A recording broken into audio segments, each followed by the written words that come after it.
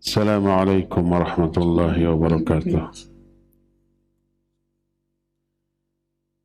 Alhamdulillahilladzi arsala rasulahu bil huda wa dinil haqq liyudhhirahu 'ala ad-dini kullihi walau karihal musyrikun. Wa asyhadu an la ilaha illallah wahdahu la syarika lah wa asyhadu anna Muhammadan 'abduhu wa rasuluh. Ya ayyuhalladzina amanu taqullaha haqqa tuqatih wa la tamutunna illa wa antum muslimun. Wa ba'd. Ikhwati fillah, jamaah Masjid Agung Al-Ukhwah Bandung yang Allah muliakan, juga para pendengar Radio Tarbiyah Sunnah Bandung, pendengar Radio Roja Cilengsi dan Roja-Roja di kota-kota lain, juga radio-radio lain yang ikut merilai kajian kita ini, para pemirsa Roja TV.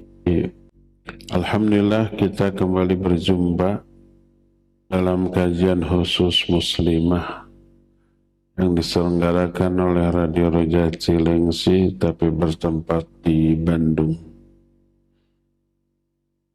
Ini khusus setiap Kamis kedua setiap bulan. Tapi Ikhwan juga boleh hadir, jangan pulang. Kita sedang membahas kitab Nasihatil Nisa, nasihatku untuk para wanita. Bulan yang lalu kita sudah membahas keutamaan dan keharusan menjaga lisan. Lisan ini anugerah Allah, nikmat Allah yang wajib kita syukuri. Kata Allah Azza wa Jalla, alam yaj'al lahu ainain wa lisanan wa syafatain. Bukankah Allah telah menjadikan bagi manusia dua mata, satu lisan dan dua bibir? Lisan dan bibir alat bicara, anugerah yang luar biasa, wajib untuk kita jaga. Tak boleh kita jadikan sebagai alat untuk melakukan dosa. Nah, tapi kebanyakan manusia kufur kepada nikmat lisan dan dua bibir ini, tidak mensyukuri, tidak menggunakannya sesuai dengan yang Allah ridhai, tidak menggunakan untuk mentaati Allah. Dan itu yang disebut dengan afatul lisan atau penyimpangan lisan. Apa akibatnya? Pelakunya terkena azab. Allah berfirman tentang ahli surga yang dialog dengan ahli neraka. Ahli surga itu bertanya penyebab ahli neraka Allah masukkan ke dalam neraka. Allah jelaskan dalam surah Al-Muddathir ayat 42 sampai 47. Ternyata salah satu penyebabnya tidak bisa memelihara lisan, ngomong semau-maunya. Allah berfirman, qala ma salakakum fis saqar? Qalu lam naku minal musallin wa lam naku nut'imul miskin wa kunna nakhudhu ma'al khaidin. Bertanya para ahli surga, apa yang menyebabkan kalian masuk neraka sakar? Mereka menjawab, dulu waktu di dunia kami tidak sholat. Terus kami juga tidak menganjurkan untuk memberi makan orang-orang miskin. Wa kunna nakhudhu ma'al khaidin. Kami juga suka berbicara dengan orang-orang yang tukang bicara. Bicara batil, bicara keburukan. Berkata Al-Hafidh Ibnu Katsir dalam tafsirnya, ketika menafsirkan ayat ini, wa kunna nakhudhu mal khaidin, ay natakallamu fima la na'lam. Kami suka berbicara tanpa ilmu tentang agama. Berbicara tentang agama berarti berbicara atas nama Allah, karena agama ini buatan Allah. Berbicara tentang agama berarti mengatasnamakan Allah. Tanpa ilmu ini dosanya sebesar-besar dosa besar. Sebagaimana firman Allah, qul innama harrama rabbiyal fawahisha ma zahara minha wa ma batan wal isya bi ghairil haqq wa an tusyriku billahi ma lam yunazzil bihi sultana wa an taqulu 'ala Allahi ma la ta'lamun. Katakan oleh Muhammad, hanyalah Allah mengharamkan kepadaku 5 hal. Kata Imam Ibn Qayyim, 5 hal ini 5 dosa terbesar. Dimulai dari dosa besar terkecil. Pertama, fawahish, perbuatan dan ucapan keji, baik yang terang-terangan atau yang tersembunyi, lahir ataupun batin. Kedua, al-itham, dosa. Ketiga, al-baghi' bi ghairil haq, berbuat dolim kepada orang lain tanpa alasan yang benar. Keempat, ini lebih besar, wa antus syiriku billahi ma lam yunazil bihi sultana. Kalian menyekutukan Allah dengan sesuatu yang Allah tidak menurunkan keterangan tentangnya. Dan terakhir yang lebih besar, wa antaqulu 'ala Allahi ma la ta'lamun. Kalian berbicara atas nama Allah tanpa ilmu. Berbicara tentang agama tanpa ilmu. Itu sikap yang mendahului Allah dan Rasul, dan itu dilarang. Surah Al-Hujurat ayat yang pertama, ya ayyuhalladzina amanu la tuqaddimu baina yadayillahi wa rasulihi wattaqullah. Hai orang-orang yang beriman, jangan kalian mendahului Allah dan Rasulnya. Maksud mendahului Allah dan Rasulnya adalah lebih mengutamakan pendapat pribadi, akal, fikiran daripada Quran dan Sunnah tentang agama. Oleh karena itulah maka ini yang disebut dengan khawd, bicara batil, bicara tentang agama tanpa ilmu, dan itu yang menjadi penyebab mereka masuk ke dalam neraka saqar. Wa kunna nakhudhu ma'al khaidin. Dalam Sahih Bukhari, sebuah hadis dari Abu Hurairah radhiyallahu anhu, berkata Nabi alaihi salatu wasallam, innal abda la takallamu bil kalimah min ridwanillah la yulqi laha balan yarfa'uhu Allahu biha darajat. Wa innal abda la yatakallamu bil kalimah min sakhatillah la yulqi laha balan yahwi biha fi jahannam. Kata Rasulullah SAW, ada seorang hamba berbicara satu kalimat yang Allah ridhoi, tapi dia pandang rendah. Ini kalimat yang enteng, dianggap kecil, tapi Allah ridhoi. Apa akibatnya? Allah angkat dia beberapa derajat. Dunia akhirat Allah muliakan karena ucapan yang Allah ridhai, walaupun dipandang remeh oleh manusia. Maka la tahtaqiru minal ma'rufi syai'a, jangan kamu anggap enteng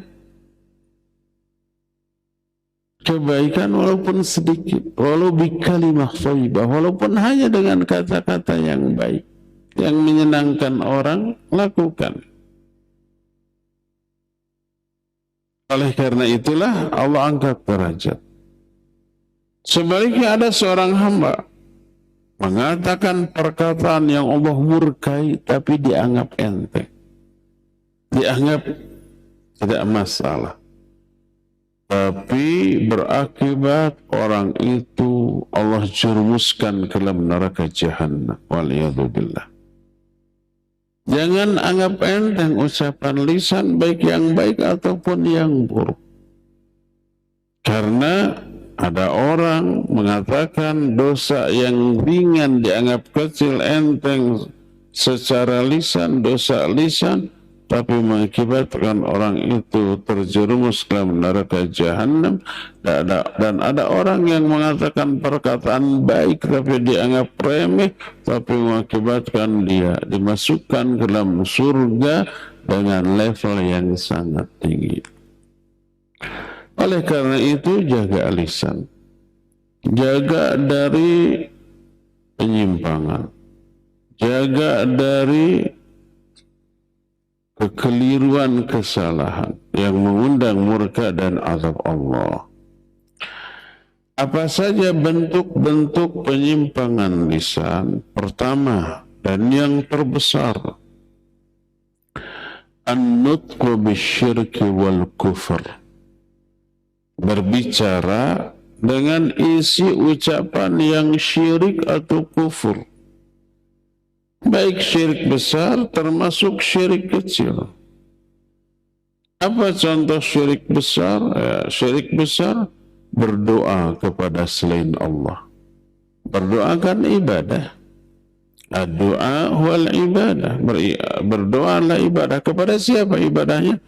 Kepada siapa doa itu ditujukan? Kalau berdoanya kepada Allah berarti ibadah kepada Allah. Kalau berdoanya kepada selain Allah berarti beribadah kepada selain Allah, dan itu syirik. Termasuk berdoa kepada malaikat Mikail, wahai malaikat Mikail turunkan hujan karena engkau yang mengatur hujan, itu syirik. Karena berdoa kepada selain Allah berarti ibadah kepada selain Allah, apalagi kepada makhluk yang lainnya. Itu termasuk syirik besar, iya. Atau mengakui adanya pengatur alam selain Allah, dengan mengakui adanya dewa-dewi yang ikut mengatur alam, dengan mengatakan Dewi Fortuna sedang berpihak kepada kita, makanya kita menang. Siapa Dewi Fortuna? Itu adalah dewa perempuan dalam agama lain yang diyakini memberi apa? Keberuntungan. Ada yang mengatur selain Allah di alam jagat raya ini, itu syirik. Ada orang yang mengatakan demikian, banyak. Atau contoh lain umpamanya bersumpah dengan menyebut nama selain Allah, dengan mengatakan demi Rasulullah, dengan mengatakan demi langit dan bumi, dengan mengatakan demi Ka'bah. Itu semua makhluk. Langit bumi makhluk, Ka'bah makhluk, Rasulullah SAW makhluk. Walaupun makhluk yang mulia, tapi nggak boleh kita beribadah kepada beliau seperti ibadah kita kepada Allah. Dan salah satu bentuk ibadah adalah bersumpah dengan menyebut namanya. Makanya bagi seorang mukmin bersumpah hanya boleh menyebut nama Allah dan sifatnya. Boleh kita katakan demi Allah. Boleh kita katakan umpamanya menyebut sifatnya demi kemuliaan Allah, kegagahan Allah, demi kalamullah, boleh. Demi kalimat-kalimat Allah, boleh. Karena itu sifat Allah. Dan sifat Allah sama dengan zat Allah. Boleh kita bersumpah. Tapi dengan menyebut makhluk tidak boleh. Berkata Rasul sallallahu alaihi wasallam, "Man halafa bi ghairillah faqad asyraka aw kafara." Siapa orang yang bersumpah dengan menyebut nama selain Allah, sungguh dia telah kufur atau telah syirik. Di mana letak syiriknya bersumpah dengan menyebut nama selain Allah? Letaknya adalah dalam hal mengagungkan nama yang disebut dalam sumpahnya seperti mengagungkan Allah. Karena makna sumpah adalah ta'kidus syai' bidzikri ismil mu'azzami indal halif. Sumpah itu menegaskan, menekankan sesuatu, memastikan sesuatu dengan menyebut nama yang diagungkan oleh si orang yang bersumpah. Saking yakinnya terhadap omongannya, Allah yang kita agungkan, kita jadikan taruhan. Demi Allah, omongan saya ini benar. Itu sumpah. Maka di dalam sumpah terkandung pengagungan kepada Allah. Bila sumpahnya dengan menyebut nama Allah, itu ibadah. Makanya ketika seorang bersumpah dengan menyebut makhluk, berarti mengagungkan makhluk itu seperti mengagungkan Allah, dan itu termasuk jenis ibadah, maka tidak boleh syirik. Jangan bersumpah dengan menyebut nama selain Allah. Karena menyamakan makhluk dengan Allah, memposisikan makhluk sama dengan posisi Allah Azza wa Jalla. Jadi bersumpah dengan menyebut nama selain Allah syirik. Nabi SAW yang menyatakan demikian. Tapi ini syirik kecil. Pelakunya tidak murtad. Pelakunya tidak keluar dari Islam. Pelakunya tetap muslim. Tapi muslim yang berdosa besar. Termasuk syirik kecil karena menyamakan makhluk dengan Khaliq adalah mengatakan Masya Allah wa syi'ta atau yang sejenisnya.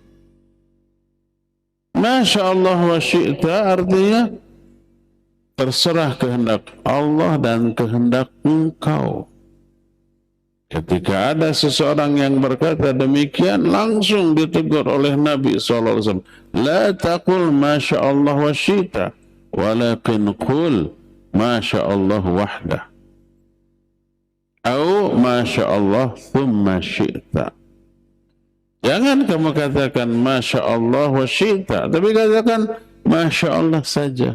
Atau Masya Allah thumma syi'ta. Pakai thumma, jangan pakai wa. Kenapa? Karena kalau Masya Allah wa syi'ta berarti menyamakan kehendak Allah dengan kehendak makhluk.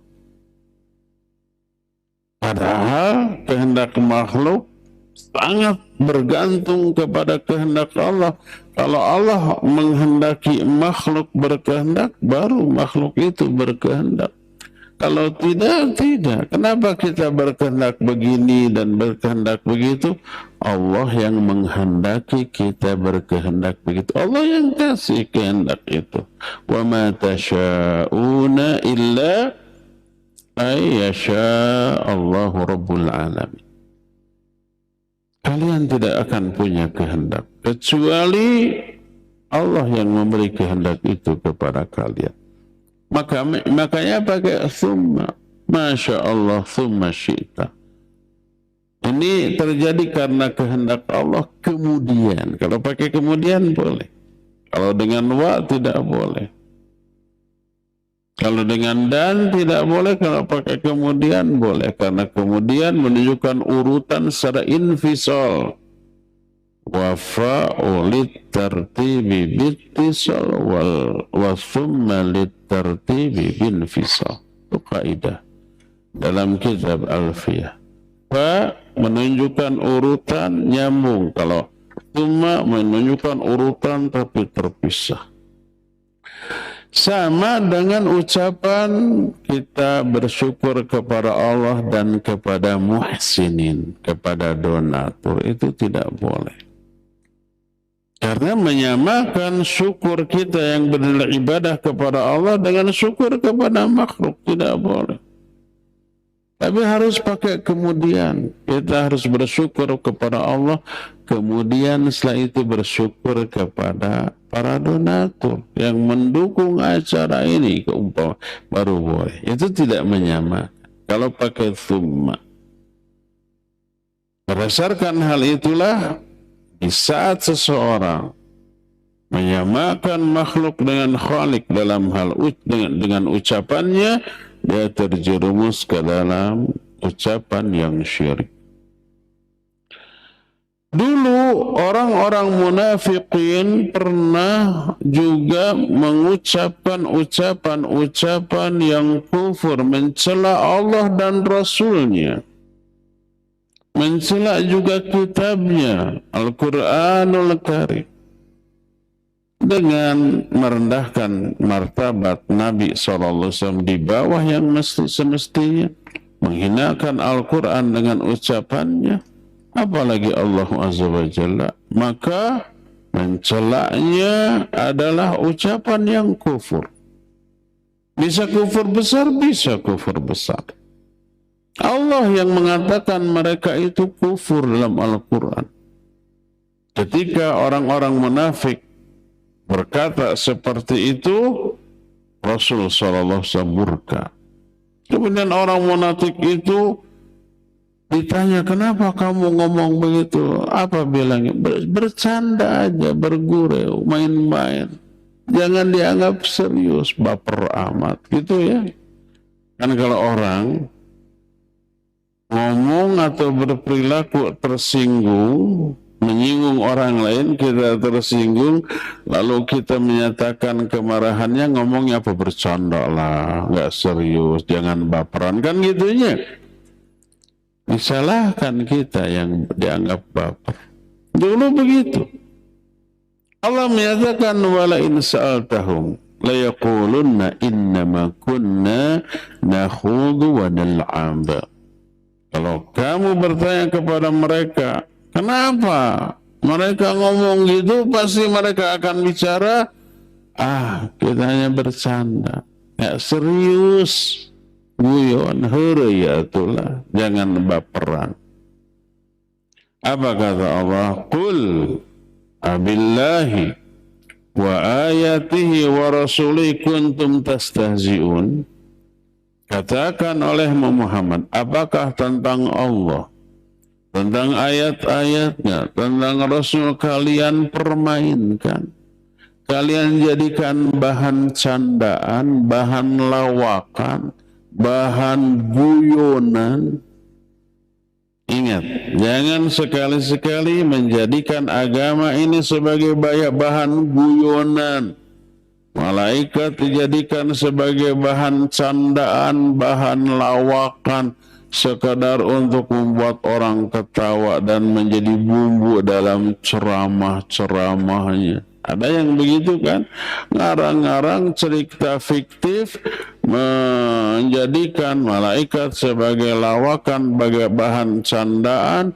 Itu bisa terkena ayat ini. Abillahi wa ayatihi wa rasuli kuntum tastahzi'un. Apakah tentang Allah, ayat-ayatnya, Rasulnya kalian permainkan?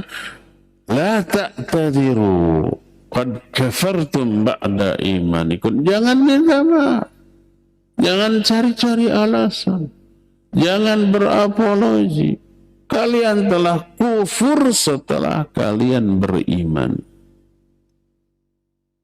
Jadi itu termasuk penyimpangan lisan yang paling fatal.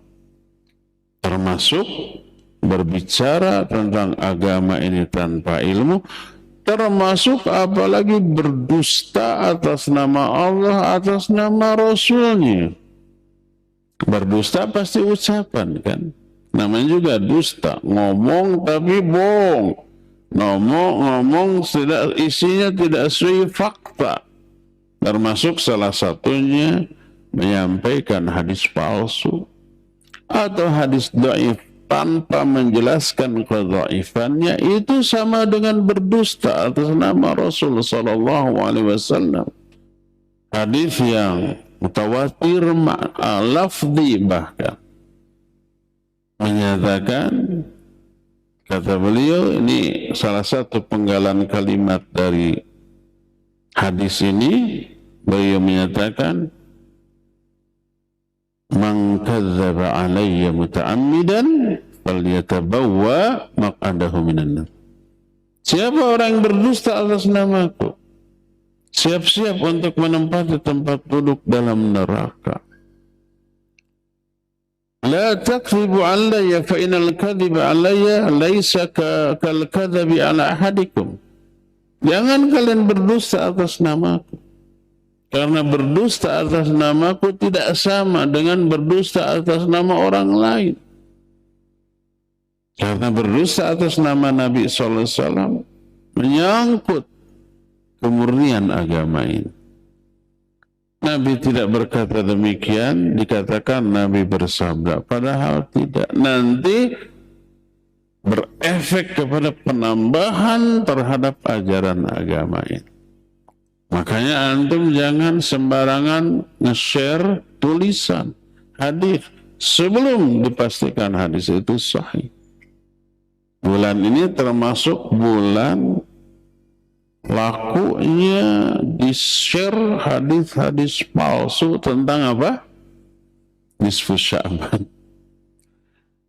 Awal bulan Sya'ban, siapa yang beritahukan berita tentang datangnya bulan Sya'ban akan begini. Ada kan hadis itu? Palsu itu hadis. Tapi kan isinya baik. Baik kata siapa? Buruk. Yang jelas itu berdusta atas nama Nabi SAW. Ancamannya, falyatabawwa maq'adahu minan nar. Siap-siap menempati tempat duduk di dalam neraka. Inilah jenis penyimpangan pertama yang dilakukan oleh lisan, yaitu an-nutqu bisyirk wal kufur. Mengatakan ucapan syirik dan ucapan kufur. Yang kedua, an-nutqu bil bid'ah. Berbicara tentang kebid'ahan. Maknanya menyebarkan kebid'ahan. Kalau berbicara tentang kebid'ahan untuk membongkar kesalahannya agar dijauhi orang, ya bagus. Ini mah ucapannya berisi ajakan kepada kebid'ahan. Yuk amalkan ini. Ini luar biasa loh faidahnya. Ada nih ajarannya, padahal tidak ada. Dan sebelum kebid'ahan itu muncul, Nabi SAW sudah mewanti-wanti. Padahal kebid'ahan belum ada di zaman Nabi SAW. Tapi beliau menyatakan, wa iyyakum wa muhdatsatil umur, fa inna kulla muhdatsatin bid'ah wa kulla bid'atin dhalal. Hati-hati kalian. Jaga kalian, diri kalian. Dari apa? Perkara-perkara baru dalam agama. Garis bawah ini dalam agama. Yang diada-adakan. Kalau di luar agama, masalah dunia seperti IT, HP, mikrofon, TV, internet, radio, itu perkara agama apa dunia? Dunia, bukan agama. Bid'ah enggak. Kalau secara bahasa oke, bid'ah, tapi ini yang disebut bid'ah hasanah kalau ada. Tapi kalau dalam perkara agama ini tidak dikatakan bid'ah. Tapi apa yang dianjurkan oleh Rasulullah SAW, antum a'lamu bi umuri dunyakum. Kalian lebih tahu urusan dunia kalian. Silakan berkreasi. Untuk masalah agama, jangan berkreasi. Agama ini bikinan Allah. Nggak boleh ada ikut campur manusia di dalamnya. Ya. Tapi karena manusia punya akal, iya. Terus untuk apa tuh untuk dipergunakan memahami agama dari sumbernya, bukan menambahkan ajaran baru ke dalam agama sebagai murni produk akal. Bukan itu. Kalau memang kita nggak boleh pakai akal dalam memahami agama, untuk apa Allah memberi akal? Allah memberi akal untuk memahami agama langsung dari sumbernya, untuk memahami ilmu alat yang dibutuhkan untuk memahami agama. Apa ilmu alatnya? Nahwu sharaf, bahasa Arab, ilmu tafsir, ilmu-ilmu yang dibutuhkan itu tuh pakai akal untuk itu, bukan langsung dengan kebodohannya dipakai memahami teks ayat dan hadis secara langsung. Bukan begitu cara menggunakan akal.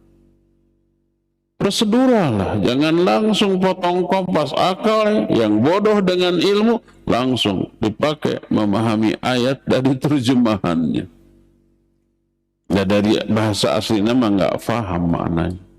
Potong kompas, akal langsung dijadikan alat. Bukan begitu. Akal gunakan untuk memahami ilmu alat. Setelah ilmu alat dikuasai dengan ilmu alat yang sudah diisikan ke akal, silakan fahami ayat dan hadis. Itu yang dilakukan oleh para ulama. Berdasarkan hal itu, wanti-wanti, iyyakum wa muhdatsatil umur. Jauhi oleh kalian perkara-perkara baru dalam agama, karena setiap perkara baru dalam agama bid'ah. Dan setiap bid'ah sesat. Dan ini oleh Nabi SAW diucapkan di awal setiap khutbah. Padahal kebid'ahannya belum ada tuh. Di awal khutbah beliau menyampaikan khutbatul hajah.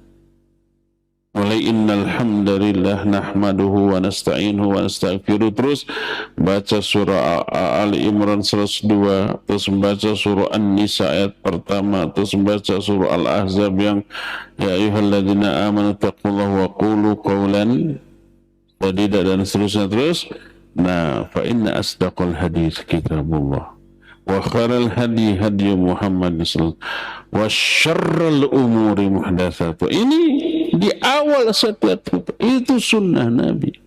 Bid'ahnya belum ada, diwanti-wanti.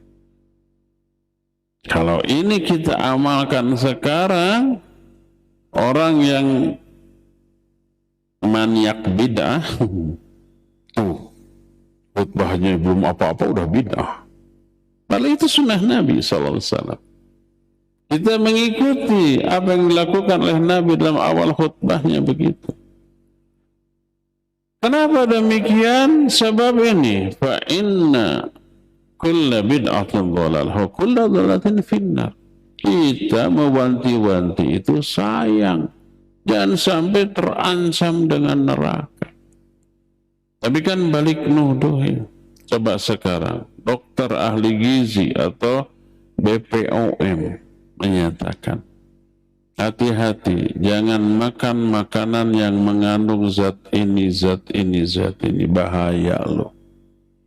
Ada yang nuduh dokter ini kayaknya iri nih. Dokter ini kayaknya sentimen kepada produsen makanan ini nih. Apa begitu? Tidak, kita berterima kasih alhamdulillah. Karena ada BPOM, karena ada badan yang khusus mengawasi obat-obat dan makanan, kita tahu mana makanan dan obat yang berbahaya, mana yang tidak, kan gitu ya. Nggak bisa kita katakan ini makanan enak, murah, tahunan saya makan ini nggak apa-apa, kan gitu ya. Belum, atau sudah ada apa-apa tapi tidak terasa, tiba-tiba sudah bertumpuk racun, sudah bertumpuk, kerusakannya sudah sangat parah, menyangkut organ tubuh kita secara tadarruj, secara bertahap tanpa terasa. Tiba-tiba, oh ini mah harus dioperasi, oh ini mah harus dicuci darah, oh ini mah harus macam-macam.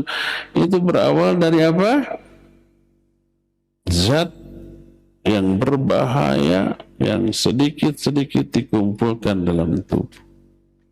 Itu urusan dunia, apalagi urusan akhir, urusan agama. Menyangkut kehidupan yang abadi di alam baka nanti. Jadi kita sayang kepada kaum muslim, awas loh, jangan dilakukan ini. Nggak ada di zaman Nabi SAW. Bukan karena sentimen, bukan karena iri dengki sentimen. Apa yang harus disentimeni, apa yang harus didengki. Tapi kita menyampaikan ini amanah dari Allah Azza wa Jalla dan Rasulnya, balighu anni walau ayat. Jadi pertama terancam azab, kedua terancam itu ibadah yang dicampuri bid'ah itu tertolak. Man ahdatsa fi amrina hadza ma laysa minhu fahuwa raddun. Man amila amalan laysa alaihi amruna fahuwa raddun. Siapa orang yang melakukan satu amalan, nggak ada contoh dariku, itu tertolak.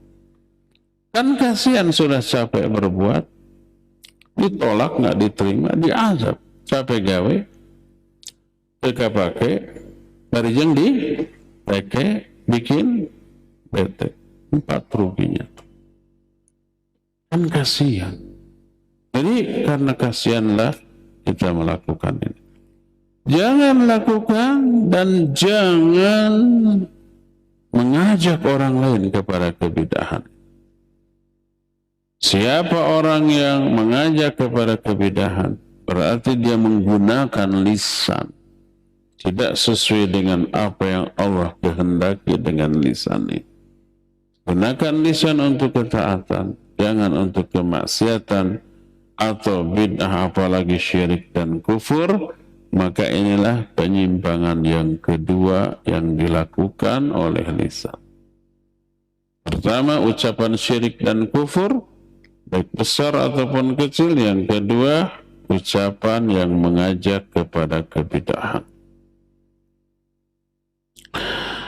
Bentuk yang ketiga, maksiat. Bentuk maksiat yang pertama yang menjadi hobi banyak orang, terutama emak-emak, adalah bisa diduga apa? Ghibah. Dari majlis ngerumpi, para rumpier ini nih, yang isinya membicarakan keburukan orang. Ghibah maknanya membicarakan orang lain, baik sifatnya ataupun fisiknya, yang apabila orang itu mendengar dia tidak suka. Itu yang menjadi apa? Yang menjadi batasan ghibah. Orang yang diomongannya nggak suka dia diomongkan. Adapun kalau dia suka, tidak ghibah. Nabi SAW menyatakan, atadruna mal ghibah? Tahu nggak kalian apakah ghibah itu? Lalu para sahabat menjawab, Allah wa rasuluhu alam. Allah dan Rasulnya yang lebih tahu. Ini ucapan hanya boleh diucapkan ketika Nabi SAW masih hidup.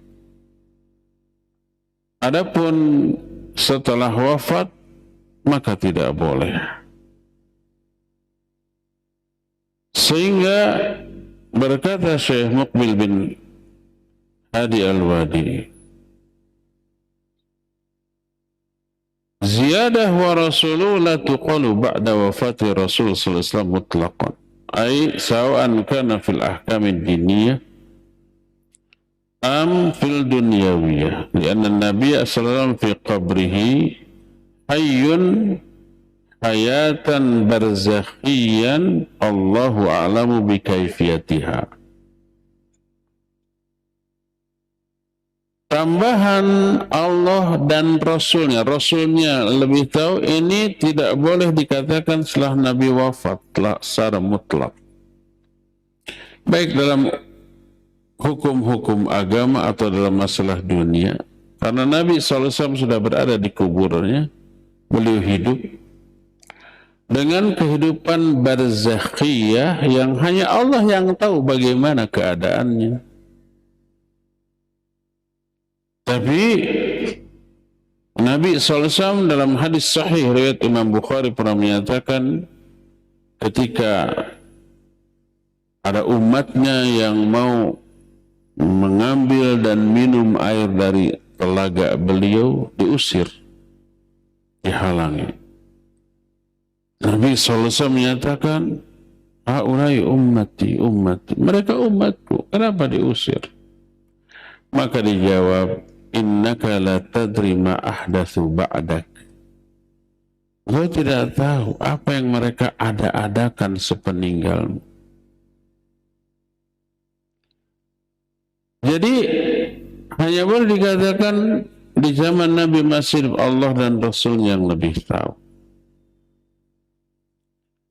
Kalau kita salah, wallahu a'lam saja. Hanya Allah yang lebih tahu. Ketika Nabi bertanya, tahukah kalian apakah ghibah itu? Para sahabat menjawab, Allah dan Rasul yang lebih tahu. Lalu beliau menjawab, dzikruka akhak bima yakrah. Engkau menyebut-nyebut tentang saudaramu yang dia tidak suka kalau dia mendengar. Itu batasan ghibah. Maka para sahabat bertanya, afara'aita in kana fi akhi ma aqul, wahai Rasulullah, gimana pendapatmu kalau di dalam diri saudaraku memang ada keburukan yang aku omongkan, memang dia seburuk yang aku omongkan. Jadi omongan keburukan dia ini sesuai fakta, nggak diada-adakan, nggak dikarang-karang. Bukan fitnah, bukan hoax. Real, nyata dia melakukan keburukan yang saya omongkan tentang dia. Apa kata Nabi SAW? In kana fihi ma taqul faqad tabtah. Wa illam yakun fihi faqad bahattah.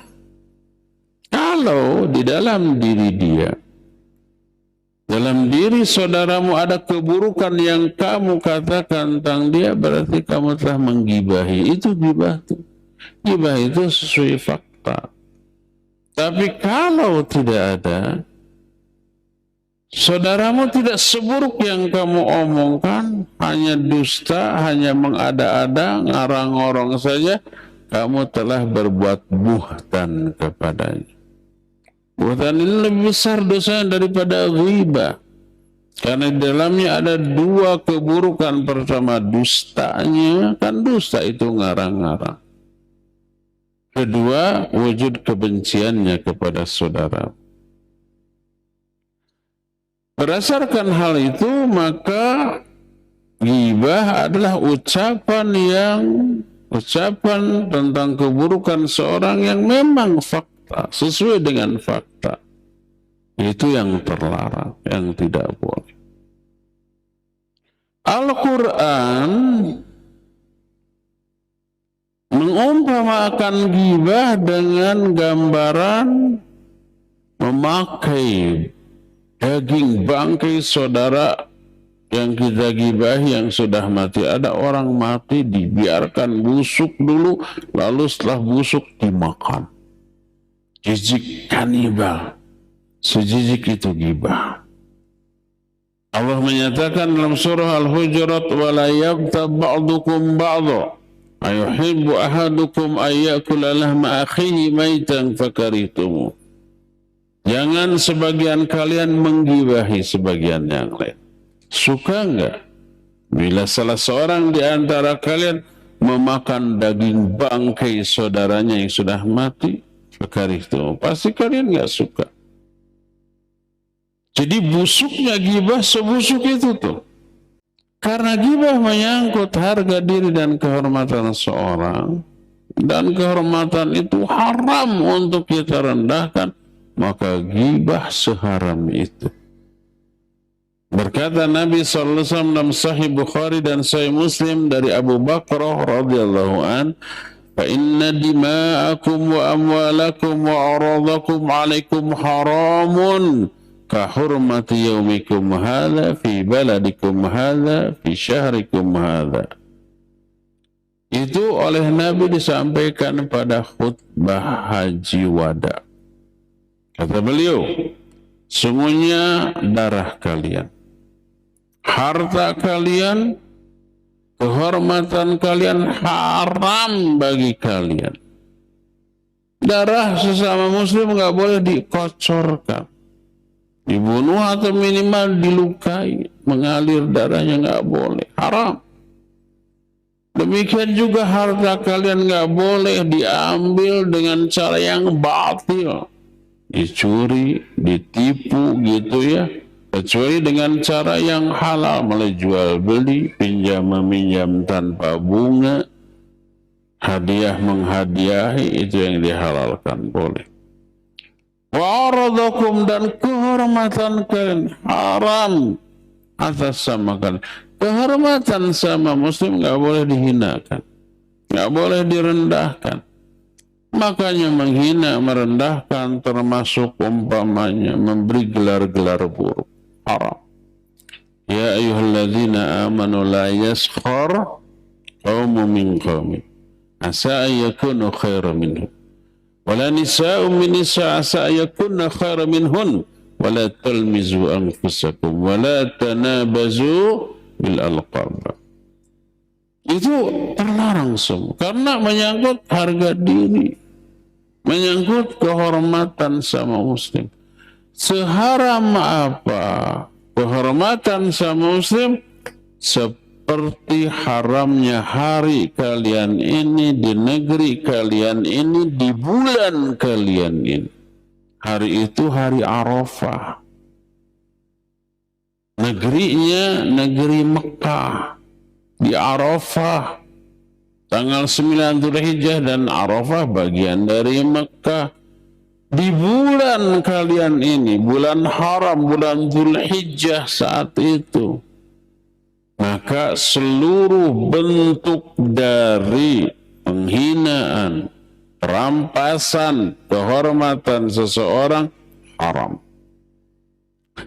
Maka orang yang menggibahi manusia dikatakan oleh Nabi SAW baru muslim belum mukmin, baru hanya iman secara lisan tapi belum iman secara imannya belum menyentuh hati. Nih sabda Rasul SAW. Hadis dalam Sunan At-Tirmidzi dari Ibnu Umar radhiyallahu anhuma, dia berkata, sa'ada Rasul sallallahu alaihi wasallam al-mimbar fanada bi sautin mu'rafi'. Suatu saat Nabi sallallahu alaihi wasallam naik ke atas mimbar. Naik. Mimbar itu tempat apa? Berdiri khutbah dan juga duduk.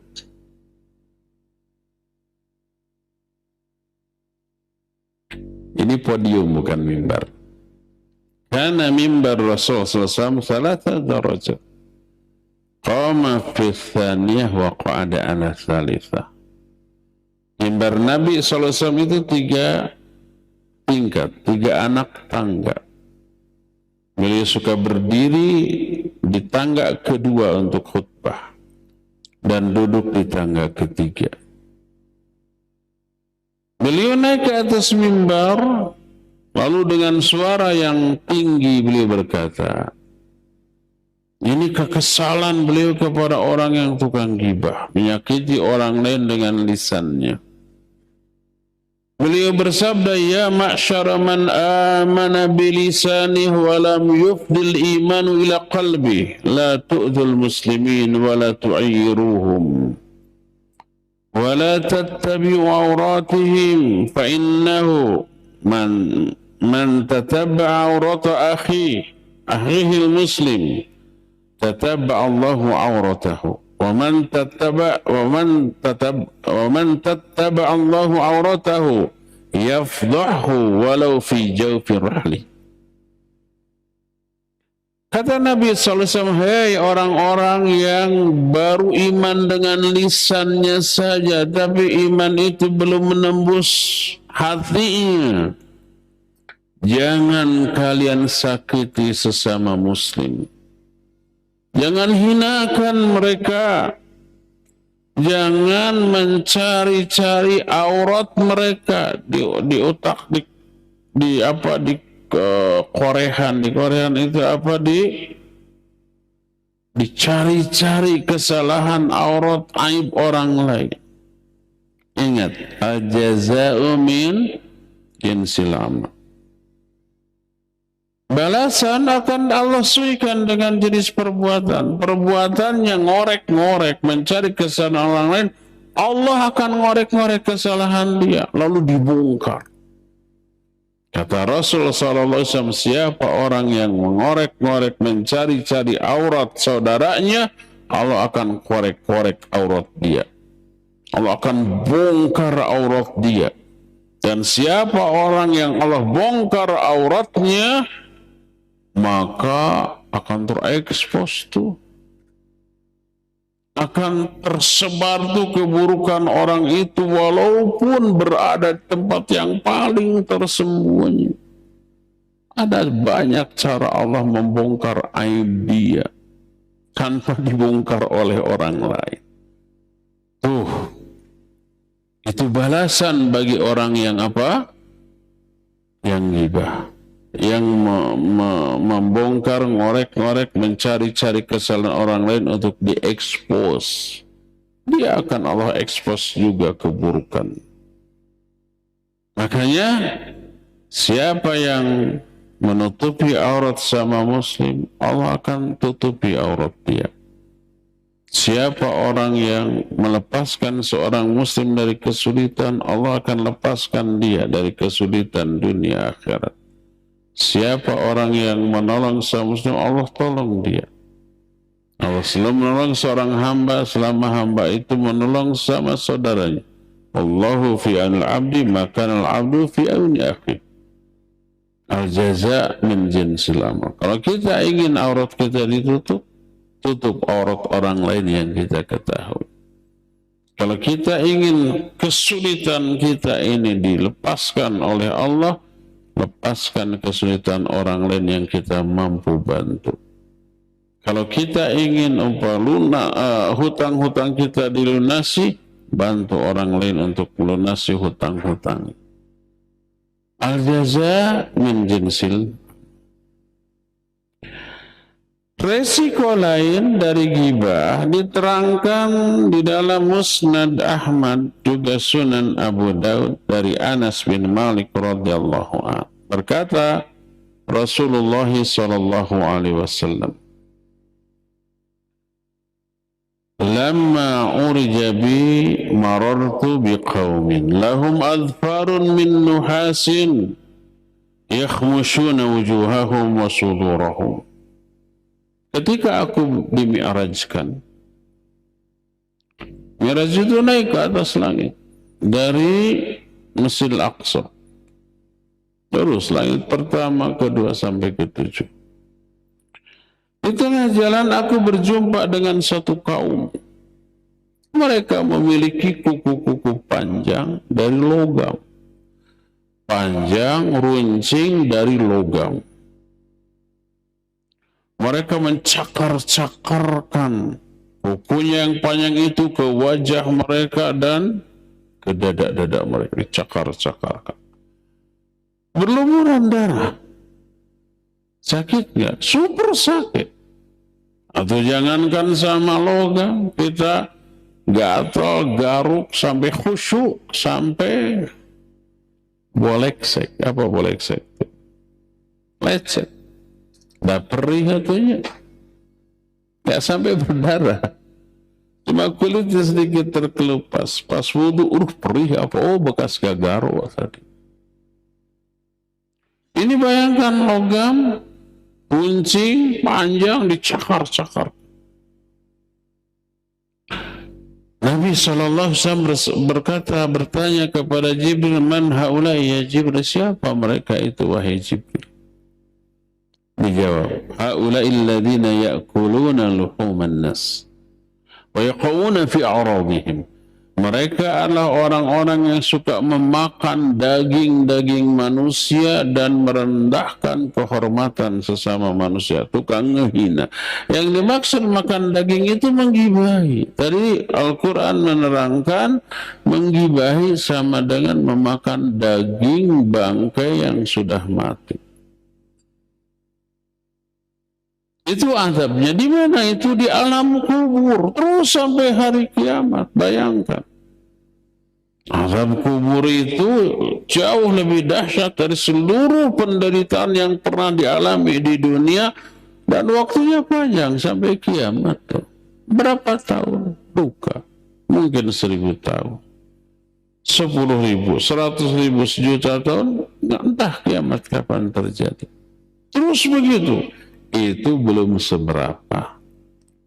Baru di alam kubur.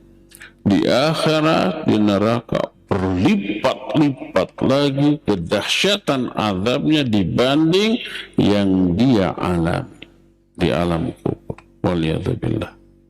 Semoga Allah menyelamatkan kita dari ghibah dan keburukan. Walhasil, salah satu di antara penyimpangan lisan adalah ghibah.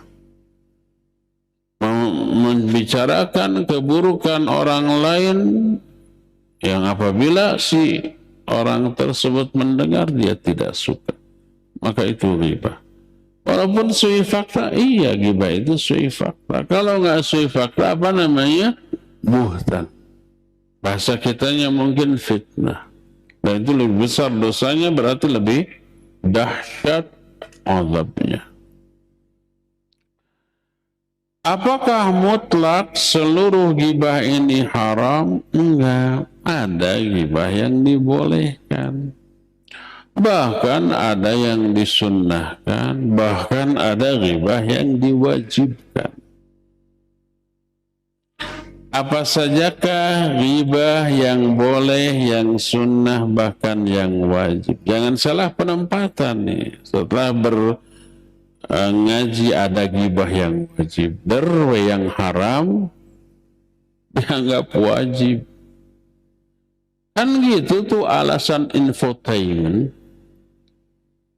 Kan Anda public figure, sebagai warga punya hak dong mengetahui tentang Anda. Siapa yang ngasih hak warga untuk mengetahui aib orang? Jadi seolah-olah itu bagus, sunnah, bahkan wajib agar orang-orang tahu dari mana. Nah, kita jelaskan apa saja ghibah yang dibolehkan. Yang tadi haram. Adapun ghibah yang dibolehkan, pertama adalah Syawal aja ya kita bahas. Sekarang mas sudah habis waktu untuk menerangkan.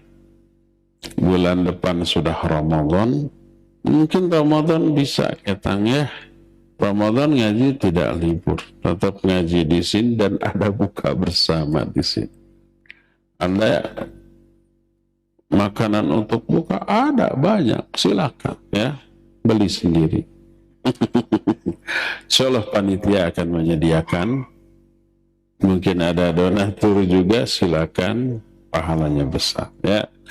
Cukup ya sampai di sini. Insyaallah besok kita ketemu lagi di sini melanjutkan kajian kitab Mukhtasar Ma'arijul Qabul di waktu dan tempat yang sama. Wassallallahu ala nabiyina Muhammadin wa ala alihi wa ashabihi wasallam. Wassalamualaikum warahmatullahi wabarakatuh.